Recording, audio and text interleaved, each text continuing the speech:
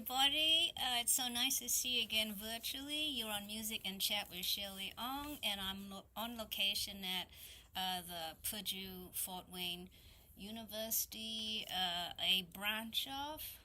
It's a branch of Purdue, where our School of Music is located. Thank you, and I have here with me John Buteyn, Yes. who is Director of Pop Music, Music Industry, and Music Technology Programs, and we're here to find out more about it and about his thoughts on the music industry in general. Just in case you don't know where the university is, it's in Fort Wayne, Indiana, and it's now 1:40 p.m. Eastern Daylight Time. So good to see all of you. If you're there, please say hi in the live chat and let us know where you're tuning in from. If you have any comments or any questions as well, please put them in the live chat and I shall respond to them as the stream moves along. So let's get on with the questions, shall we? John, thanks so much for having me here and for setting aside time for this interview. Yeah, thanks for having me. Most welcome. So my first question is, of course, about the school. Every school has a mission to prepare the students for the workforce. Could you give us a summary of the pop music, music industry, and music technology programs here and what makes them stand out from others? Sure.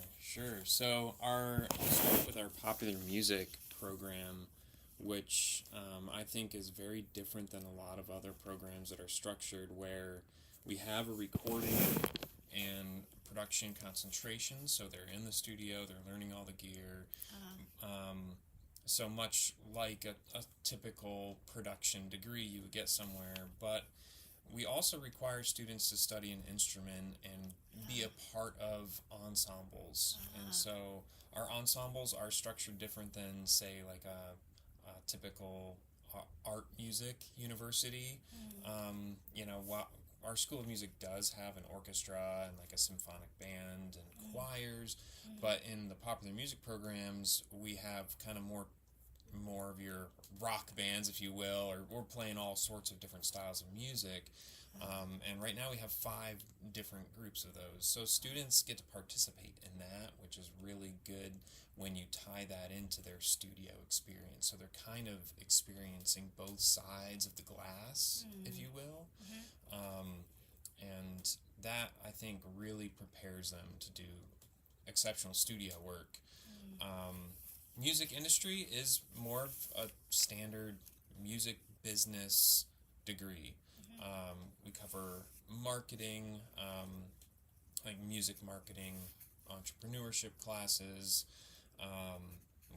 all sorts of A&R. We cover it all, and it's goes pretty deep into the content, and the goal there is just to prepare students to find their niche and follow it. And then, in addition to that degree, a music industry student has to do one of our business minors in the School of Business. Okay. So they get some additional business classes as well. So I'm curious about the business class because, as we know, most creatives are sole proprietors, which is a big word for meaning you work for yourself. Yep. And you look after and manage your own affairs, and you better get up on time and know what to do. Accounting, what's that? So, Exactly. what precisely, in one sentence, do you hope that they get from that segment? From the business minor, they should come away with basic financial accounting, a management course, so some managerial skills. Yeah. Basic computer skills, that's part of the I can't change what the minor is, so they just require that. Okay. Even though the students in these programs are generally pretty tech savvy, they require them to do just a general they call it the computer in business, so kind of Microsoft Word and Publisher, a lot of Microsoft products. And then they have some electives where they can choose from, and generally those are marketing courses, entrepreneurship courses, or tax-related or upper-level accounting. Oh, That's useful. Yeah, exactly. Yeah. Exactly. So students might not realize that those courses are useful when they're taking them, but they will when they start their career and they get out there and they start doing it. Go on. So yeah, I mean that's kind of the business minor and part of the music industry degree. I'll shift to the music technology degree now. Yes. So that's more the focus in on the music technology degree is more art music. So it is you're still doing applied study on an instrument, but generally that instrument is like a French horn or violin or something like that, where you're going to be in our orchestra or symphonic band. Okay. And there's some upper level courses that are part of that degree that aren't part of, say, the popular music degree, where you have to do a recital, you have to do an additional upper level theory class. So, but the technology courses in the studio are shared between music technology and the popular music recording and production. So they kind of come together in the studio for those courses. So I'd say that music technology is a great degree if you're wanting to pursue like composition or writing for video game music, anything related to kind of that post-production industry. So how would you list maybe a couple of technologies that go into this that they would learn from or about? Sure. Well, so they learn General Studio Protocol. So we start at basics. Signal flow, patch bay. We've got our studio is fully analog, and I think that's the best way to teach a student signal flow, where they're actually connecting the wires and can follow the signal flow. It's easier to learn that and then shift to a digital workflow. And so they're learning on our API 1608 console, and we've got a really large microphone collection. Pro Tools is our main DAW, but also they'll learn some Logic. We also have Ableton, so they get a wide variety of digital audio workstations as well. And we do have a music and audio for media course that they'll take, so they do dive into the post-production. It's not just, even though our focus is more on the music side, music creation, songwriting, song production, that kind of stuff, there is a little bit of that composition and mixing for post-production for video, film, video games, those types of things as well. I see. Yeah. Very good. All right. In a few sentences, so I read about the Gold Top Music Group label. Yeah. Perhaps you could give us a one-sentence summary of what that is, and also list a few of the unique opportunities it offers, Sure. please. Thanks. Yeah, so Gold Top Music Group is our in-house record label. We do everything, from the A&R to the marketing for the artists we sign. We do their publishing, royalty accounting, all of that, and then everything in the studio as well, and their recording, their production, releases, and everything. So students in my programs get an opportunity to be a part of that, either just on kind of it's part of some of the classes that we teach, so they're maybe helping in just a small way. But then we also have managerial roles where students will sign up to be on, the business team for Gold Top, or they'll be on the marketing team or the A&R team or the production team. And so those students, they get real amazing hands-on opportunities that are real. Do you know what I mean? Like, because there's money involved. We're tracking the analytics. We don't want to make a loss on an Yeah. artist, right? And so we want things to go well. We want to book them shows, I see. all of that. So it's really, really good. So it's a real world working machine, but it's manned and operated by the student body. So it's a learning experience for them as well as actually something that is part of the industry already. Right. So it's as real as it's gonna get for them, but Yeah. they're still in school. Yeah. Yeah. Yeah, exactly. Got it. Very good. So, we all experienced the pandemic. I hope everyone's doing well, and I'm sure you are. If you're not, please put on a smile. We'll do our best to send good vibes your way. But, around the world, program activities around the world in all industries, but, in schools particularly, we couldn't all service our student body. So a lot of these activities were curbed.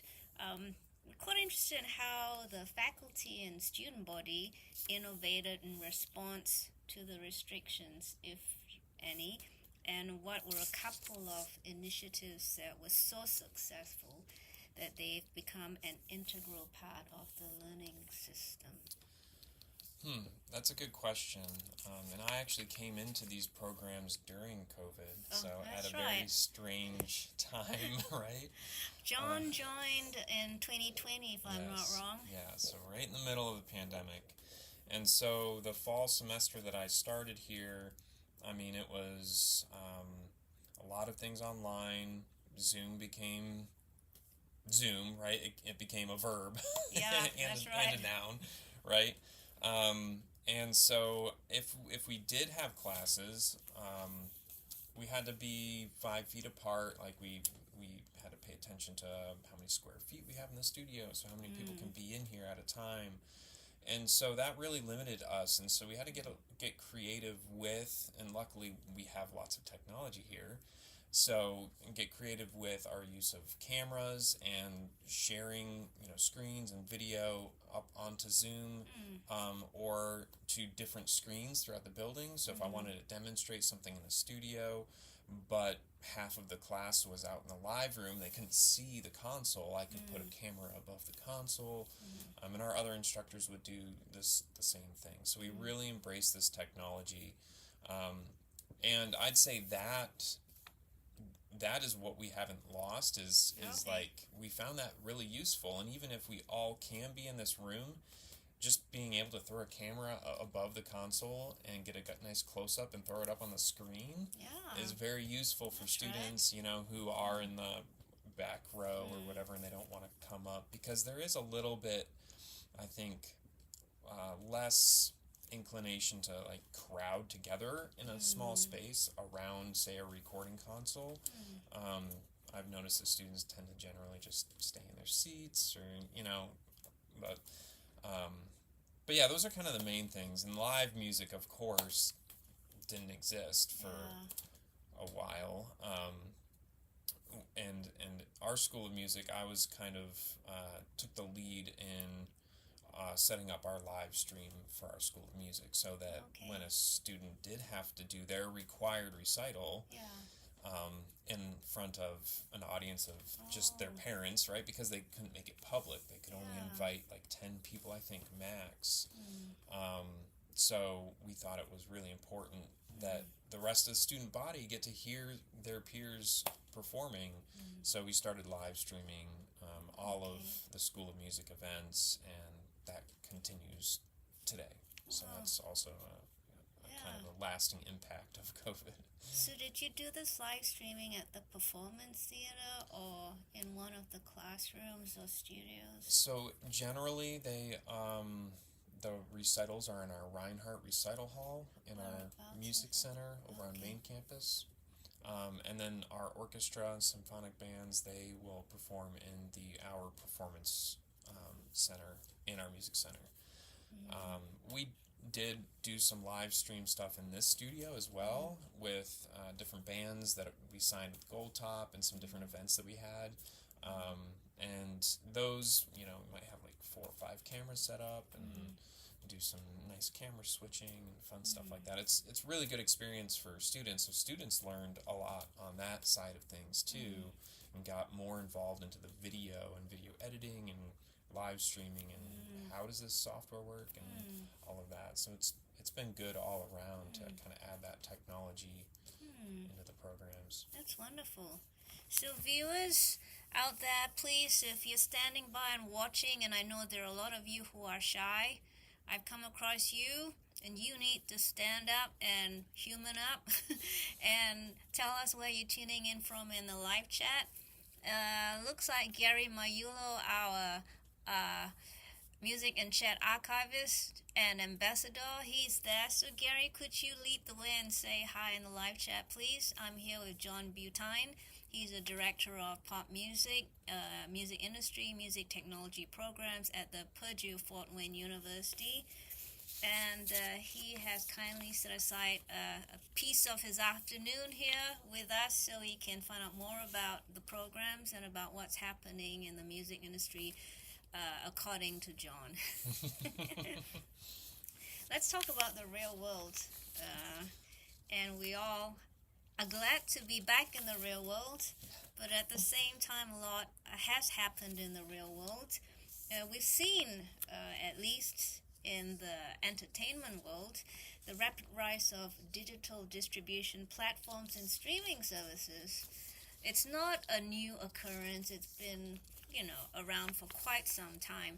I think my guest, Jim Heckers, 2 episodes ago, we were talking about the 90s and how Napster sprung up thanks to MP3s. A lot has changed since then, but streaming services have gained in strength. So I read a Forbes article called The Devaluation of Musicians, and the article noted that streaming services have reduced the earning potential for artists by more than 60% when compared to the value of a song on a physical album since 1975. John, how should you think aspiring musicians and industry professionals navigate this phenomenon for long-term success and financial security? That's a hard one. It really is, because we don't know what the music industry is going to do. Yeah. We know that there are advocates in the industry that are pushing for more money per stream. Yeah. And so we can hope and join on board with those advocates to push for that, because it's a career and we need to make a living. Yeah. But the other side of it is that I think it's pushed artists to be a little bit more creative in how they're making money. Like, what are their revenue streams?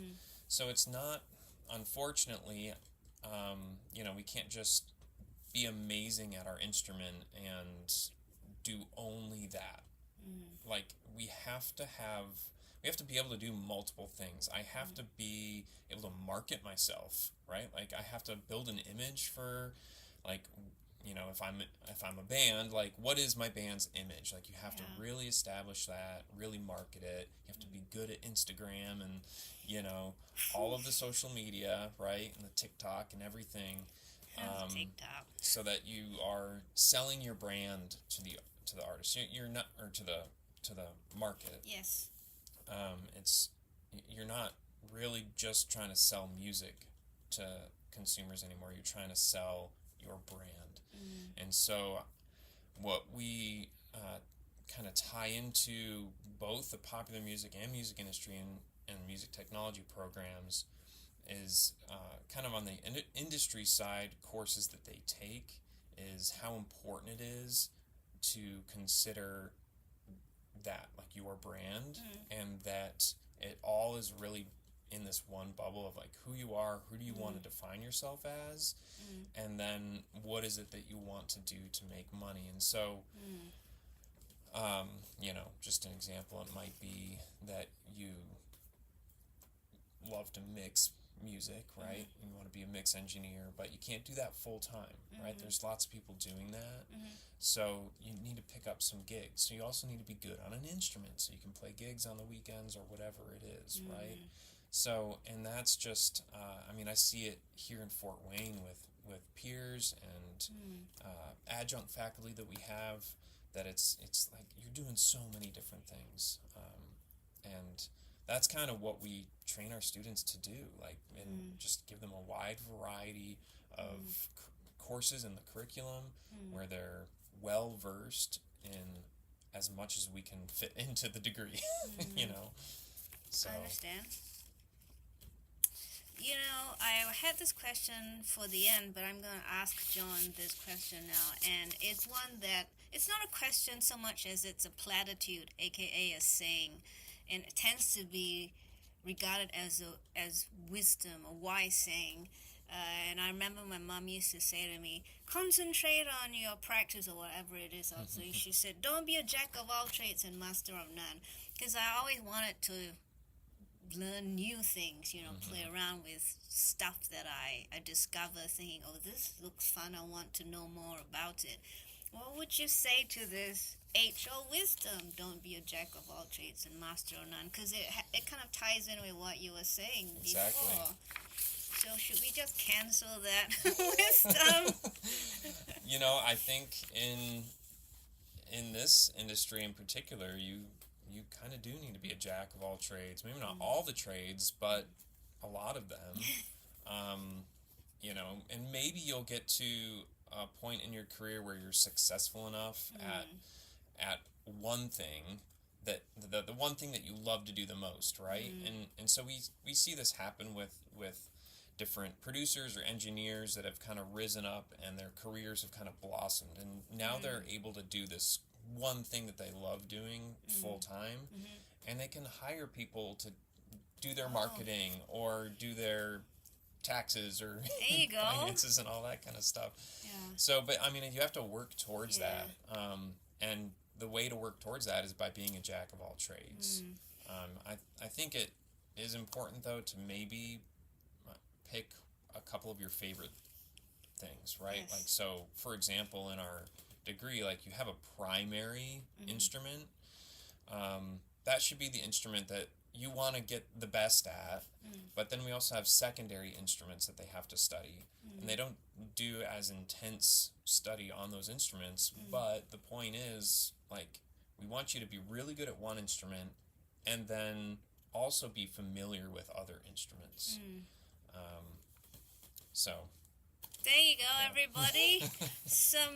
A twist to the wise words that my mom used to share with me or insist from John Buteyn. Everyone, please say hi in the live chat. We've been streaming for about 26 minutes already, and I'm here on location at the Purdue Fort Wayne University music program branch, here right behind Sweetwater Sound, actually. And I'm in one of the studios. Yeah. Does it have a name? This is just our main control room here in the Sweetwater Music Center. Yeah. Thanks, John. On to the next question about the real world. Live music has returned in the U.S. with a vengeance, so I noted. And I also read a music research firm Midia's report, MIDIA, that fans actually show a willingness, quote-unquote, to travel for live music, even a commitment to prioritize spending on tickets over other areas. That's some commitment, all right? John, do you think this is a temporary rush by acts to try to recoup lost time and revenue, and are fans excited by the lifted social restrictions? Oh, that's a hard one. I think it could be. It was kind of interesting to watch live music come back here in Fort Wayne, where it didn't all happen at once. Okay. It was, you know, we'd have a concert and there'd be half the seats full. And there's still kind of a little bit of a hesitation. Okay. So I think it did take a little while for the fans to kind of rush back in there. But I know just from the students that I have and had here in these programs during COVID, they were just depressed, for lack of a better word, without going and getting that, you know, energy that you get, the adrenaline rush from a live show. It's just, as anyone who has been to a live concert before, no matter what the genre is, there's something about hearing a performance that you know it's never going to be the exact same again. Yeah. Like, that's the one time. And there's just so much energy in the room. There's energy from the stage. There's energy from the lighting and the sound and, you know, the heat from bodies. So I think there's a lot to that, and it's healthy for people to experience that. Yeah. And so for us to be able to go out and do that again, I hope it continues to thrive, because that is one of the main ways that a performing musician or band can make some money. So speaking of money, on to part 2 of that question. Here we go. How might the indie musician then compete with these top touring acts in this atmosphere, short of offering their wares for free? Yeah. Like, we'll just play for free. Right. But I don't think they should, because we've been doing this for too long. We need to stop this bad habit. But there are often times where there's no other way to get paid, because they're new and young. How? Well, I do tell my students, don't do anything for free. Like, unless you really think that opportunity is going to lead to something else bigger, right? So you do have to weigh that. But when you do something in your career for free, you're valuing your work at $0. Yeah. And exactly. And that is not good for your health, like for your mental health, like to value yourself at nothing.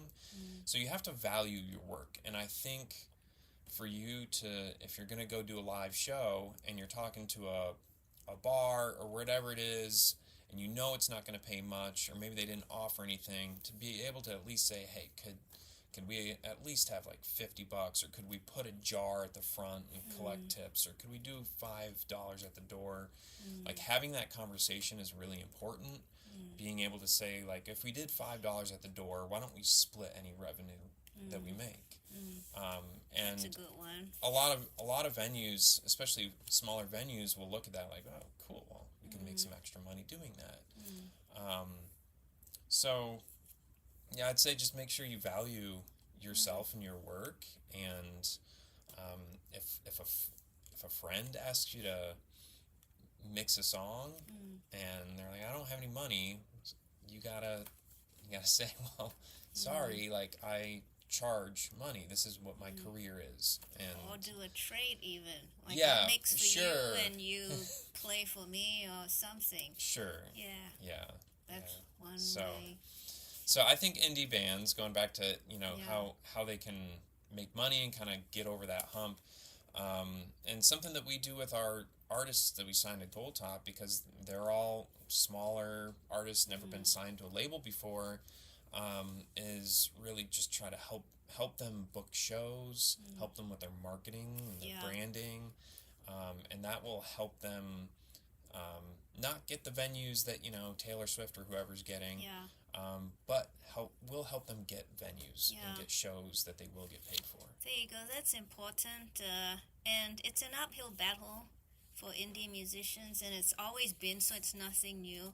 But it's just to say that you're in good company. We all share a similar plight, and you just got to go for it. If it's something that you're passionate about, do several of John's suggestions, split the door charge with the venue or something to that effect. And you just got to believe that that's the best thing to do. The venue might say, well, we have another band, we'll just take that band because they will play for nothing. So you can't change your story. You gotta stick with but we value ourselves more than $0. So, but keep on fighting and you'll get there. Yeah, that's right. Thanks, John. Another question. Different sector. Home studios have been edging out professional studios professional recording studios since the 90s. We've had several great technological breakthroughs very rapidly. and being able to record in our own room has been one of them. But at the same time, we are somewhat competing with professional recording studios, or they might feel like we are the competition. Besides the rare occasion where a large ensemble is being recorded, how long will it be before the professional recording ones become an archaic idea and parts are tracked from home as the norm? Well, I think the latest technology is actually starting to change that again. Now it's Tell us about it. a little early to tell, but with Dolby Atmos becoming kind of because of Apple and spatial music, consumers are listening to spatial audio and music that's been mixed in Dolby Atmos. Right. Without even really knowing it for some consumers, because a lot of consumers don't pay attention to that. They're just going to put on that Apple playlist and not realize that it's all Dolby Atmos. That's true. But it is pushing a lot of artists to get their mixes done in Dolby Atmos. Well, to get a true Dolby Atmos mix that sounds good, you can't do that on a pair of Apple earbuds. I'm sorry to say, you have to do that in even binaural headphones. You have to do it in a studio that has a Dolby Atmos system set up, and so that it's mixed in that proper setting. I see. And so there's still a lot of research being done in this, and there's fewer studios that have Dolby Atmos systems because it is expensive. So I think that's what might give a leg up on these bigger spaces that decide to invest and put in Dolby Atmos systems so they can mix in Dolby Atmos. Artists will go to that space for mixing, maybe not for tracking and recording, but for mixing. So that could help with that, but on the other side, yes, it's true that home studios are amazing. Like, I love that the technology's just at everybody's fingertips, that you can go to sweetwater.com and order yourself a Focusrite interface or whatever it might be, right, for just a couple $100, and you can start recording and making music on your own and capturing it and messing with it. And that, I think that's amazing, because there are so many young people, I mean all ages, but I see it a lot with the younger generations that they might not be into sports, they might not be into like painting, but their creative outlet is something with music, and they want to be able to make sounds and mess with them, and it makes it easier for them to do that. I see what you mean. Yes, that's a good point. So, yeah. So that they can do some sound exploration that kind of allows them to express themselves, or maybe discover some abilities, their creative abilities, without a lot of money. And yes.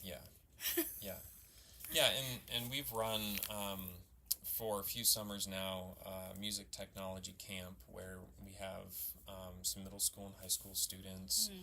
And so that's kind of where I see a lot of this is, these students who, some of them, when they come to the camp, it's the first time that they've gotten to use any of this kind of equipment, but they fall in love with it, and they go home and they start saving their money so they can buy something. That's nice. Because they've found this new passion that they can spend time on, healthy time, right, on this creative art form. So, absolutely.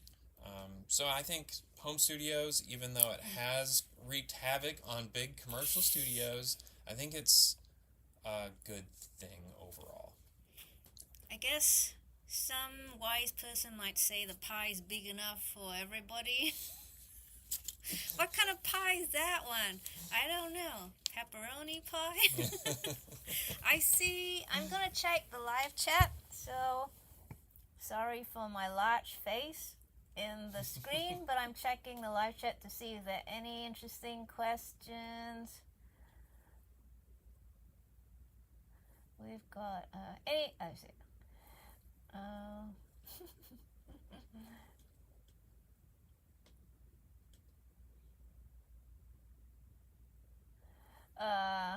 Gary had something interesting to say. I think it was about the business of music earlier on. He said, here we go.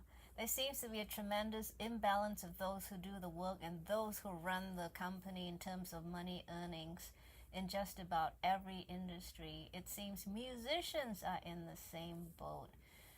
Yeah, tell me about imbalance. Yep, very true. Mike says, interesting thought about elitism in art has been a big mistake. All artists should be able to be compensated for their work. Hear, hear. Absolutely, yeah. Oh, yeah, I hadn't thought about that. Home concerts, house concerts. That used to be quite popular. Mm-hmm. Yeah, but with the pandemic, that kind of disappeared, isn't it? But yeah, they are definitely a way to innovate for a venue. I think they are starting to come back too. Oh, they are? Yep. Very good. Thank you so much for those thoughts, guys. Let's move on to another question. This time it's the hot topic of AI. No. Yeah. You know, when AI first became kind of a popular concern amongst my friends, I tried to avoid talking about it because I didn't know enough about what I thought the repercussions of using AI might be and whether I would participate in AI. But we've since had several of our guests give their opinions on how AI is still very much more a tasker, a device that would do repetitive tasks really well because they don't tire and they don't make mistakes like we do. And that's not a bad thing, you know, because when we get tired and when mundane tasks tend to bring out the mistakes in us because, you know, you kind of get fatigued. So it's good to have maybe a partner in crime that could do these repetitive tasks for you while you are the one who manages the goal and the mission of where these tasks take you. So insofar as AI is concerned, next to a human partner, the human being is still really much at this time required to come up with the mission, the goal, and your partner is the one who carries out the tasks to fulfill that mission. So don't fear AI, please. just know what you're doing, how you're using it, and keep an eye on, you know, the latest updates on AI and all that. You know, fear is not a good thing in one's life, I don't believe. Right. So AI, with the rise of AI generated music, and there's several of them online, what impact do you expect on the creative process and the role of the musician?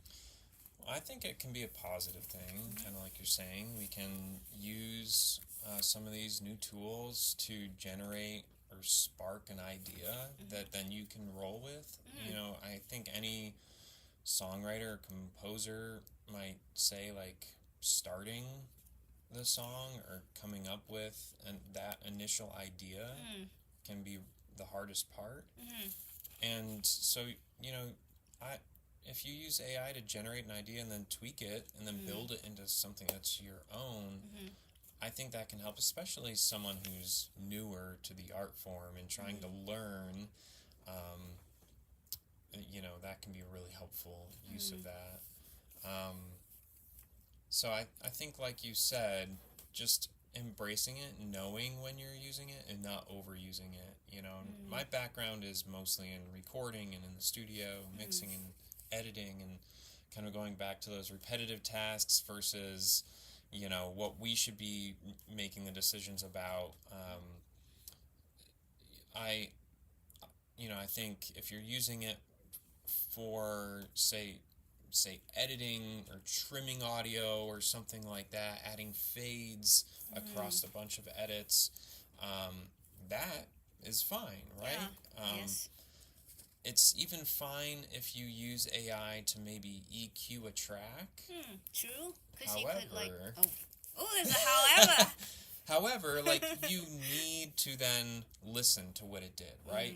And I think that's where the problem is. You know, there's some of these fancy tools in mixing where you can just click a button and the EQ will just EQ it for you, right? Yeah. And oh, it should sound like this. Well, you still need to decide if it should sound like that. So it's okay to click that button, but then you need to check the AI's work. Like you kind of become the grader then, or the teacher, right? Like, okay, AI, like here, EQ, and then use your ears and see if what it did is helpful to the song or to that instrument or whatever the source is. So just being aware and not just like clicking the buttons because they're there. Like you need to understand what it's doing, right? That makes sense. Yeah, and this particular EQ might work for this project, but not for the next one. Exactly. Yeah. So there you go. Thank you. How do you envision music consumption in the near future, considering advancements in technology and changing consumer preferences? I mean, I think that I mentioned the spatial audio and Dolby Atmos. I mean, the thing is, companies like Apple or Amazon Music and Spotify, they're pushing the technology, and the consumers are just taking it, right? And so oftentimes it's like we've seen in spatial audio, it's Apple taking this technology and throwing it out to the consumers, and then it goes back to the industry, and we're sitting here in the studio like, whoa, hold up. We need to figure out how to mix in Dolby Atmos now, right? And we need to understand how the process here and the technology behind it. So I probably kind of went off on a tangent there a little bit, but consumers will continue to listen to music, whether it's in the videos that they see, the social media. Like, it's just music is part of everything. Like we are an entertainment driven society, and music is always somewhere in there. There's always sound in there, and someone has to make that sound good. And so I don't think it's going anywhere, It's here to stay. Yeah, absolutely. And it'll just become more accessible, I think, with streaming services. As we've seen, more people can just stream music, so everybody's listening to music. Everybody can afford a pair of earbuds, and so it's just everybody can do it, so they are. There you go. Next. Poor John. Education entities around the world are responding to the ever-evolving employment landscape, resulting from industry trends. How does PFW ensure its music programs remain relevant and up-to-date whilst addressing the needs of aspiring professionals? That's a good question. I think it's a bit of research, paying attention to what's happening in the industry, paying attention to what's happening at other educational institutions. So there's a lot of kind of comparison of programs and projection of, okay, what is the industry going to be in 10 years? Nobody knows, but we have to be able to kind of assess and determine, like, what is the latest technology that we think is the most important and relevant, that's going to stick around, that we need to teach students, and what are the concepts that we need to be teaching them so that they can thrive despite changes in technology. Because changes in technology is a given. It's going to happen. It's always going to happen. So I'm not so concerned with teaching a student, like, this is how this one compressor works. It's more like the abstract of what is compression and Yeah. why does it exist and why would we use it, And then when the tools change, then that technology changes, they still understand and they can move with that technology. That's true. Thanks, John. And that seems to, from observation, what schools tend to be doing in their curriculum in the last few years. Even I've noticed that concepts are the most important items to impart to their students, rather than how do I use this program or this a piece of equipment, because things are changing so much. Things are being replaced so much equipment wise and software programs, that if you don't get the concept, you're just looking for the knob or the fader or the button to click, but it's not there. But if you can transfer the concept from being able to use this to the next item, even if it looks alien, you will be able to get that new piece going and actually apply it to the work that you're doing, isn't it? Cool, thanks. Any more questions? Questions? Let me see if there are any more questions.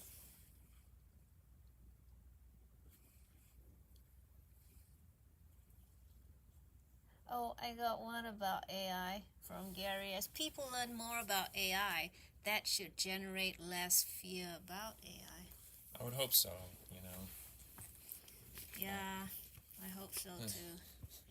Yeah, I think there's a lot to embrace, that whole ChatGPT, where it was, people were trying to shut it down because it wasn't fully understood, and but I mean, my colleagues and I, we were doing some tests with it and like using it as a research tool, and the amount of information you could get from that, I mean, it was really fascinating. So I think, yeah, we don't have to fear it. The more we learn about it, and like he said, the more we learn about it, the more comfortable we'll become with it. Absolutely. That's like with everything, isn't it? True. Giving, right. let's say, driving a car is a good example.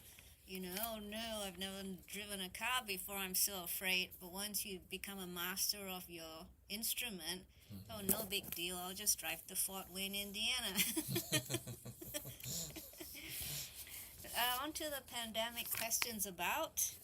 It impacted the gig economy, yet also cemented this employment landscape, the gig economy.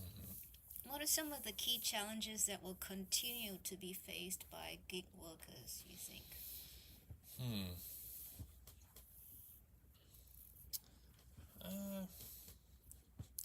I don't know. I don't have a good answer for that one, to be honest. That's okay. Yeah. Just curious. Some people have some concerns, others don't, because they seem to be vibing just fine with it.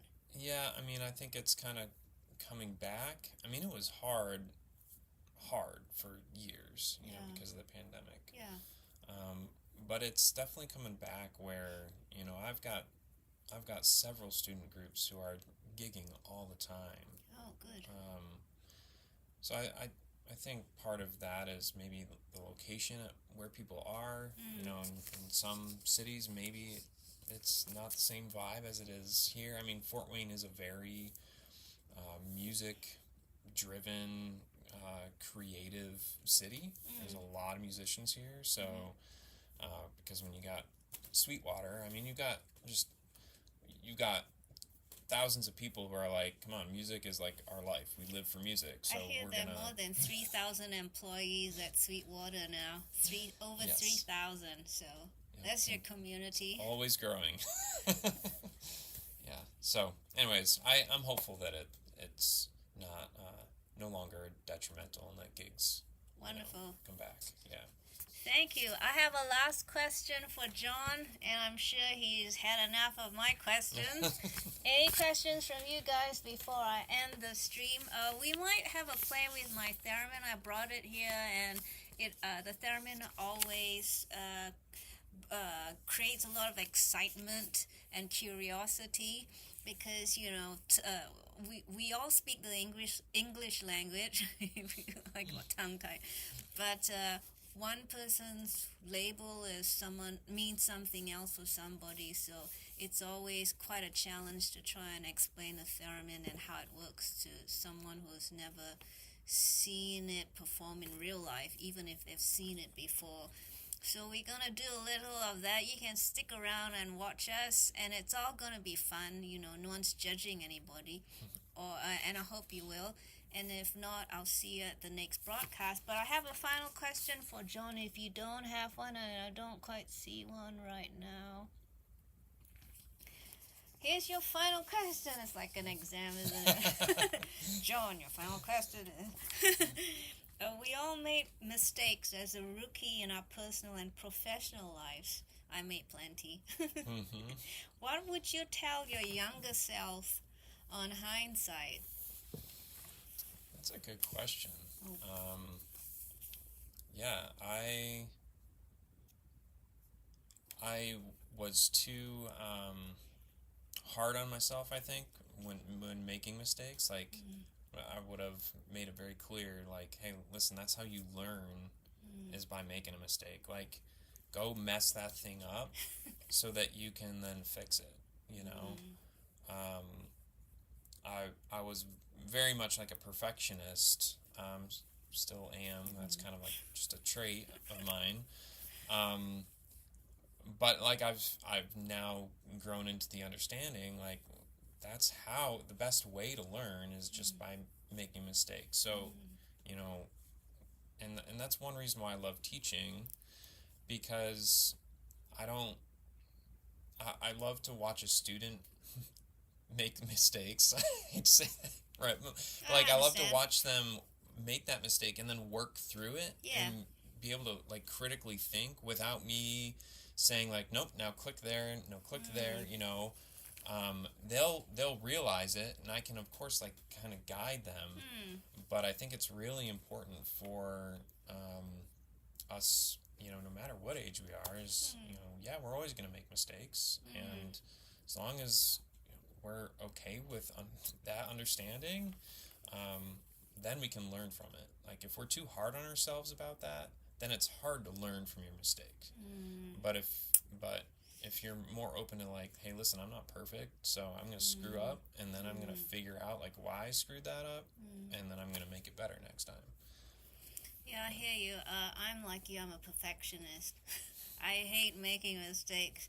I'm more lenient on myself now, but if it's a mistake that involves, and I think we all have this issue with how we look to other people, it can keep me up at night. But I think it's okay to have a little bit of an ego, because it's important to feel good about yourself, and in many ways your ego gives you that strength to be confident, right? But just keep it, tune it up a bit or down a bit, and so that you don't hurt yourself too much. But I also like the word that you use about your students making mistakes. They can critically work through the mistake to find the correction. And critical is the critical word. Yeah. All right, folks. If there are no more questions, that was my last question for John. Again, stick around while we mess about with the theremin a bit. And there's always a lot of laughter going on here. We already started messing about with the theremin, so we'll continue messing about it just for a short while. But I want to thank you, John. We've totally and utterly enjoyed you spending time with us, and we do appreciate that you made time for us. Yeah, thanks for having me. It's been great. Well, I hope so. We hope you enjoyed your time, too. Yeah, thank you. I hope we'll catch up again in the future to talk more about what's happened, from now till then. Love to. That'll be fun, Yes. right? Yeah. And viewers, please subscribe to the channel if you've enjoyed this one. It will be archived, so, if you miss something in the middle of our chat, you can rewind and look through it again. And I will be broadcasting again when I'm back in Singapore, probably. I'll be leaving for Singapore in about a week's time. So I'll catch you at the other end. I've got more interesting guests coming up, and I hope to do a few more on location. This was fun for me to do on location for a change. So I'll see you then.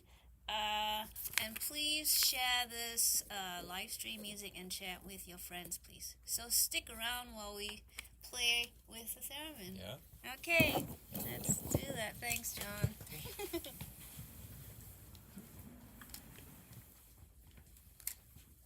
Let me pull the theremin up. These chairs are really comfortable. I know. And I like the way you can move the arms. Mm-hmm.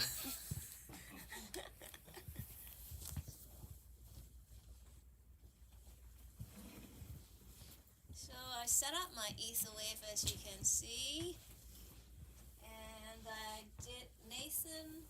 I forgot his designation. He's Sweetwater's Education Resource Manager. Thank you, Nathan, who's not here, but he so kindly came more than an hour early so that I could get things set up. Here's the end. I don't think I need very close because we're in an enclosed room with nothing else going. Hope you can hear it. Microphone. Thank you. So you guys know that the theremin is a proximity instrument, and when I say that, some people know what that means, others don't really. So I also go by an instrument you play without touching. So, proximity. Don't touch it. And pitch antenna, volume antenna, where I fiddle with phrasing and articulation. So I'm just going to play Summertime. I'm going to play Summertime because someone I met at Sweetwater when I last performed here really loved my Gershwin impression. I'm not going to do the track, I'm just going to play it without the track, okay? But I'll entertain John a little bit. So I'm just going to calibrate first.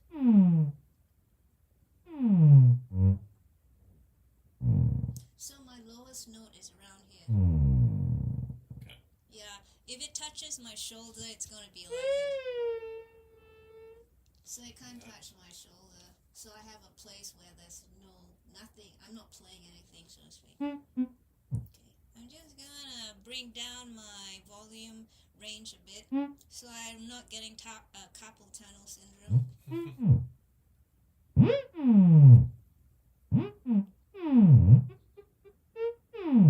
Okay, let's give it a go. I'm just going to pick any note, I think, to begin with.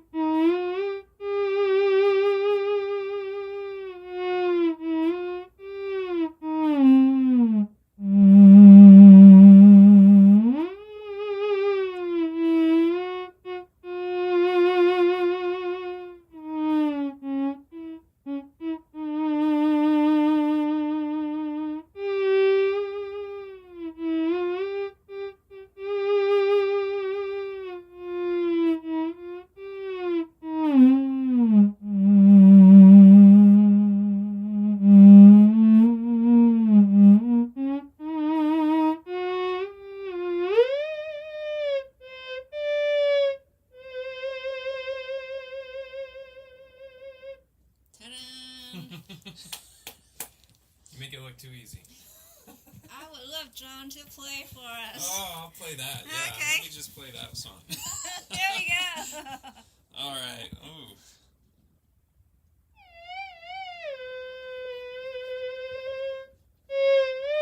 You really do make it look a lot easier.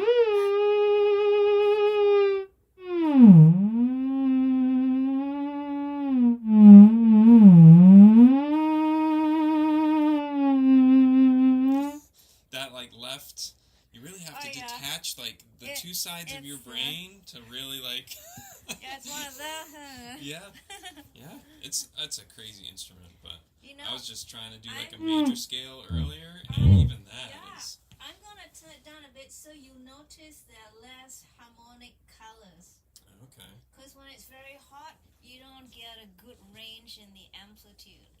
Okay. So try it again. I'll tweak it. So your left hand, if you gently bounce it down and up, down will be very hot. Yeah. And then as you go up, it'll be softer. So you get a nice range. Yeah. When it's too hot, all you get is hot. Yeah, and I love to be able to express myself in the playing, so I don't like it too hot to begin with. Yeah. If you know what I mean. Nice dynamics Yeah, there. in fact, if you just, sorry John, if you adjust the volume down a bit, that might give you a better range. Oh yeah. It is a little bit better.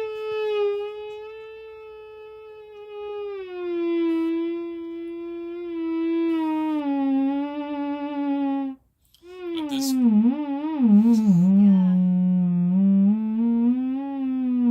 Like it's like very slight. Yeah, if I may help, so you get a good, and at least play a nursery rhyme to begin with, and then Mary had a little let one. me help. If I may hold, Yeah. help your right hand, Yeah. so I can help you maneuver it. Yeah. And once you get an idea of it, maybe it helps start the learning process. Yeah. So give me a little volume. Okay. So let's pick it up. Sorry for my cold fingers. Let's just do this with Mary had alone. Okay. So you let me do the moving. All right.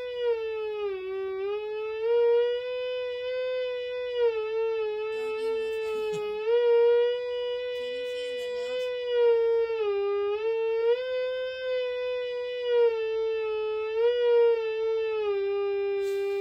So it's that fine Yeah. distance is what Very fine distance. Yeah, so now they have a feel for it, so you know at least how much to push or pull, so to speak. Yeah. Let me try. Let me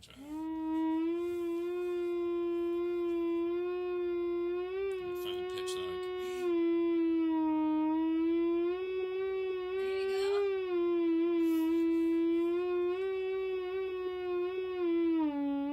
Oh. Wow.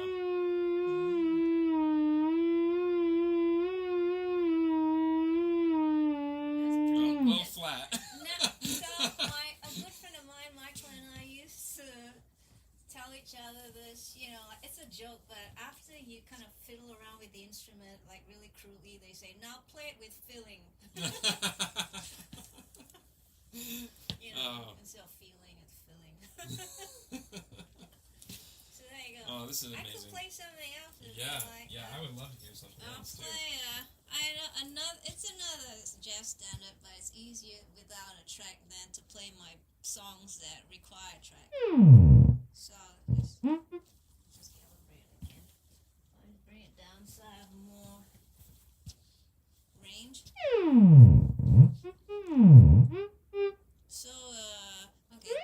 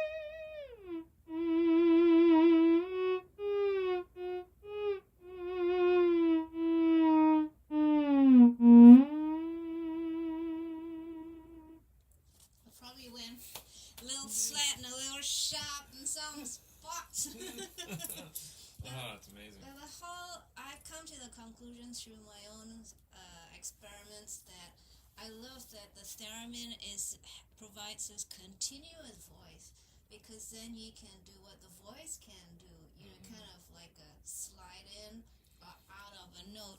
A lot of thereminists I notice, and I'm not scrutinizing or devaluing what other people do. I'm just saying I've taken note of what other people do, and I kind of selected from what I see, what I would like to try not to do, or what I'd like to try to do more of. And that is to appreciate how you can slip and slide with the voice of a theremin and not get so facetious about being spot on that pitch all the time. You know, like every note that you play must be spot on. I like that. At some points I can slide in. So, you know, like kind of thing, and it's kind of I feel it's more emotive that way, that you can kind of slide. But as a result, you need to be even more accurate. Yeah. Otherwise, it sounds like you're out of tune. Right. If you're not, you know, that semitone. I'm using the British terminology, you know, the half tone before, or just a fraction of the tone before, you know, the eighth tone or whatever, in between tones, whatever you want to call it. Yeah. So I really liked that the instrument gives me the two, that I can manipulate the two, the slide in or try and get to be spot on. Yeah. So This is amazing. Yeah. So, all right. Yeah, thanks for playing and letting me try to play. Say hello, goodbye again. Thanks for having me. Thanks, John. All right, everyone, here's the outro. I'll see you at the next episode. Take care and stay well till then.